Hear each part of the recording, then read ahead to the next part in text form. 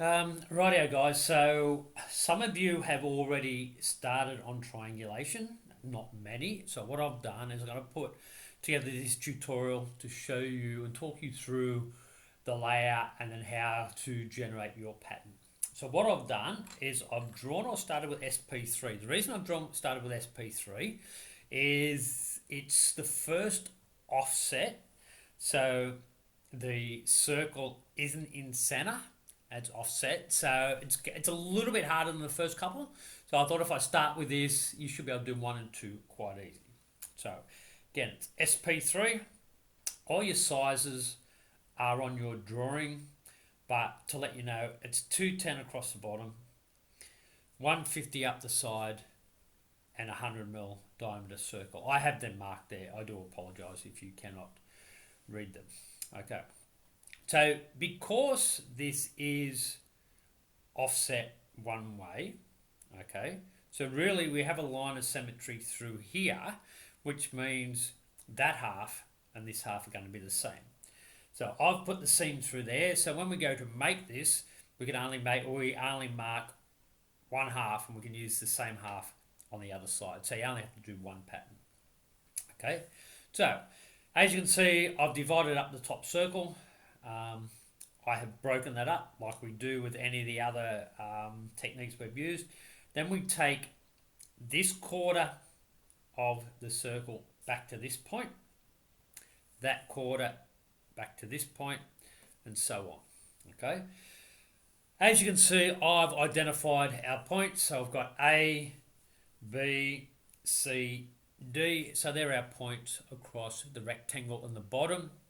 And I've numbered them 1, 2, 3, 4, 5, all the way around the top. The numbering is up to you, but I suggest you use what I've done, and there's a reason why I've put them where they are. It's just going to make it easier to do the layout.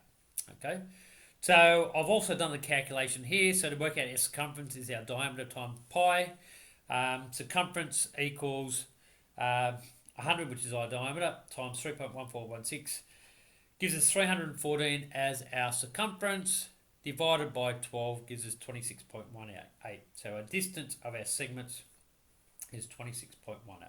Okay, so you should be able to do that quite easily and successfully. Okay, right. A couple of things you need to be aware. So some of the drawings that we've done in radial line and even parallel line, we need to get true length lines or use the correct lines to be able to do our development.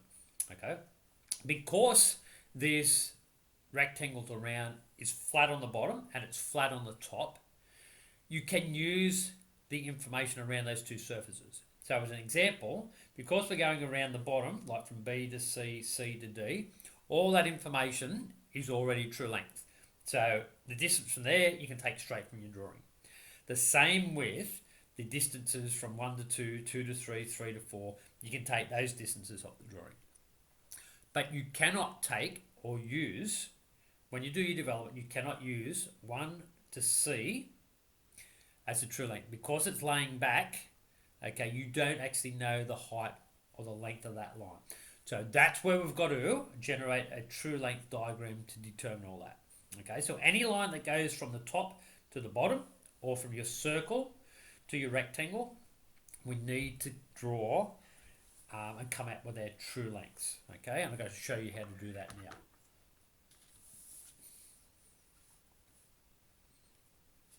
So what I've done firstly is because we've got C and we've got D, and I do apologise, you can't see D. So because we've got C and D, what I've done is I've split them in two. So I've got C on this side, D on that side. Okay, so virtually what we're going to do is we need to take the length of these lines. So as an example, I'm going to start with 1C. I'm going to take the length of that line. I'm going to step it out here. So I've put a vertical line in here. So we're going to step that out there. And we're going to mark that C1. It's good to mark because you'll need these later and it's easier to work out what they are later if you've got them identified now. So same thing, C2, take that, we're going to step it out across the bottom and mark that. So you do 2, 3, 4 and 4. Again, do C on the right hand side, and then we're going to do the same with D on the other side. So we're going to get the length of D4. D4. We're going to step it out there, D5, and so on. As you can see, some lines are the same. So here on my drawing, 7 and 4 are the same, and so are 6 and 5. Sometimes they do that, sometimes they don't. Just depends on the drawing. Okay. The next thing that you need is you need to then work out what your height is. So here we're putting our vertical height. So this vertical line, you need to measure up our vertical height, and for SP3 it is 150. I've measured that, stepped that up, okay, and I've marked that there. Okay. So when we go to do this drawing, to get the true length for these lines, virtually what we do, so if we need C1, we go from that vertical height down to C1, okay, and that is the length that we use for our step outs. Okay? It's the easiest way to be able to draw it, and the most accurate way to be able to draw it. Right, so what I'm going to do, I'm going to start with this development now. Okay? So what I'll do is I'll bring this drawing backwards and forwards as we need it. So what I'm doing is, because we've got the seam here and there, my first triangle we're starting with, okay, the starting point is DC4. Okay? So when you go to do these on your sheets, I suggest you come up a little bit from the bottom.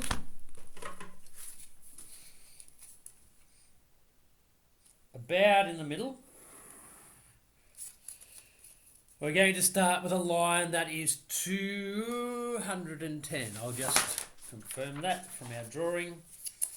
210. So from there to there is 210.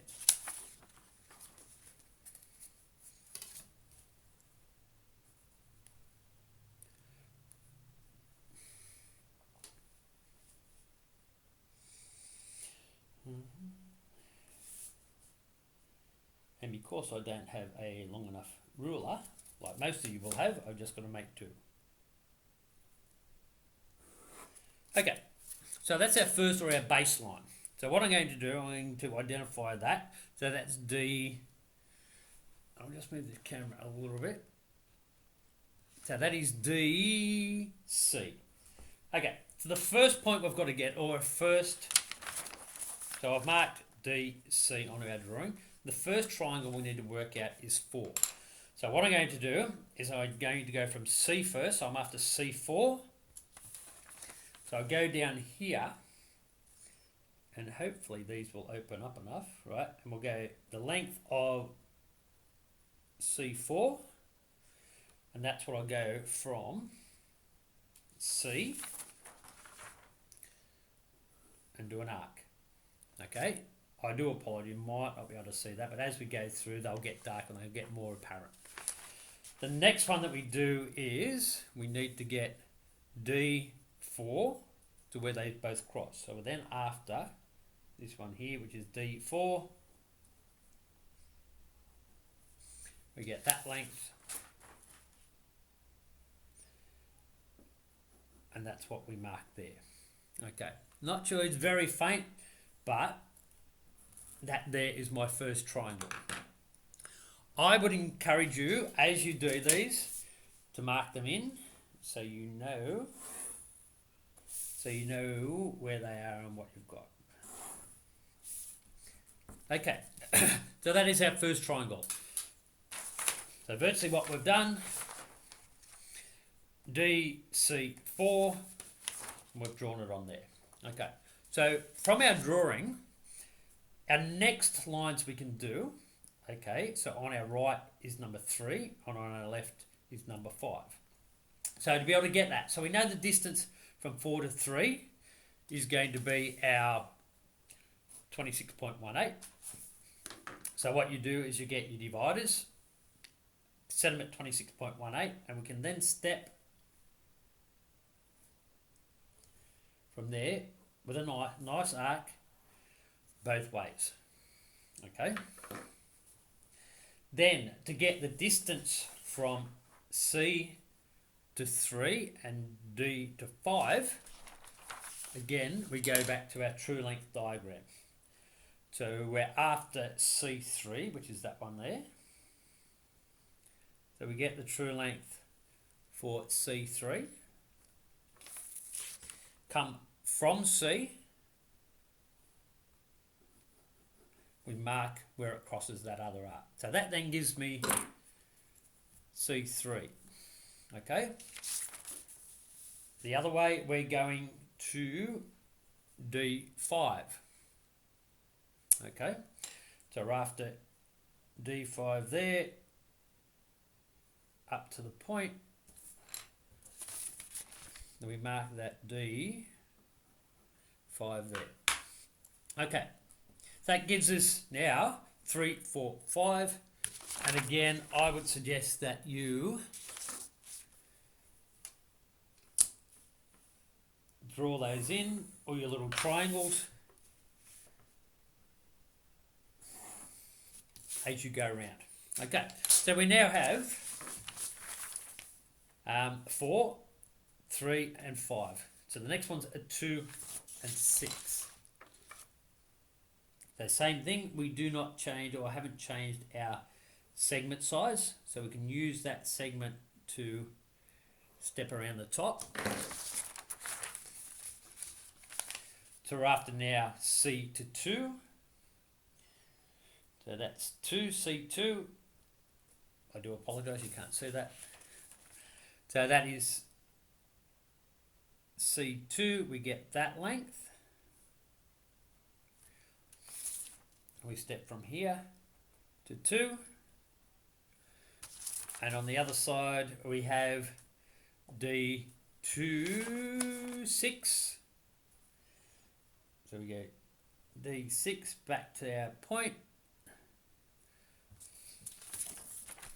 And that's what we step up here. Okay.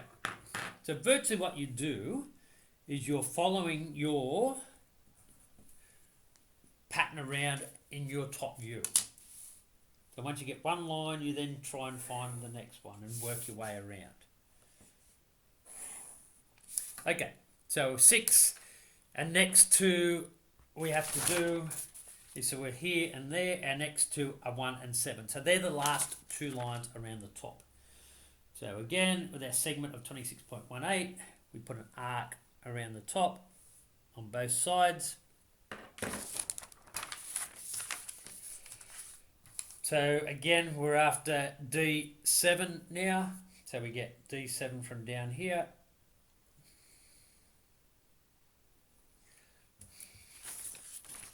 And then we mark D7.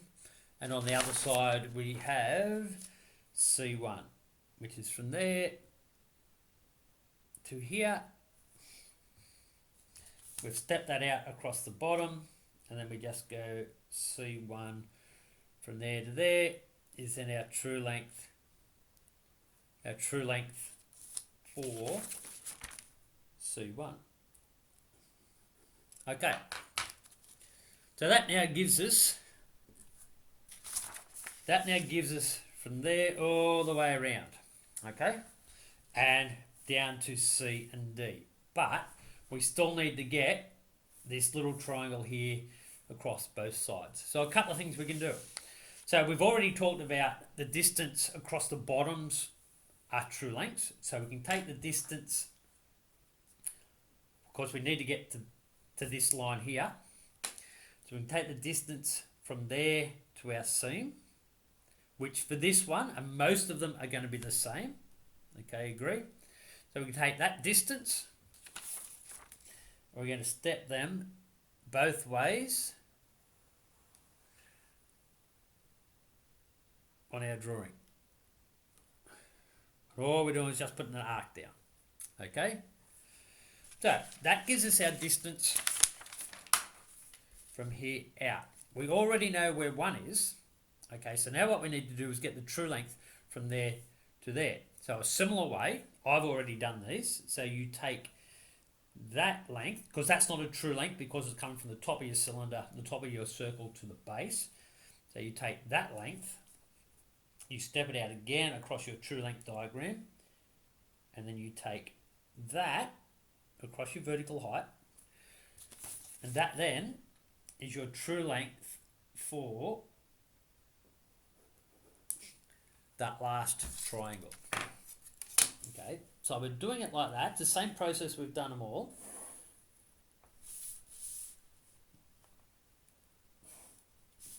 That then gives you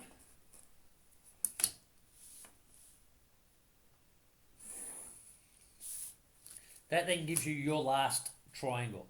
Also, to be aware, these should be, and you can't see that one, so these last triangles should be a 90-degree edge. Okay, so what I'll do is I'm going to do this one on this side so you can see it to confirm what we've done. So same thing on our pattern where to here. Okay, so we need to get the true length from the circle down to the bottom. So basically true length of that seam. So I've got that length. I have stepped it out across our true length diagram, and then I'll take that length from there to there, and then that's the true length that we use to be able to come from 7 down. Okay, so where those two cross is then our last triangle. We can go through, draw them in. There, back to our point.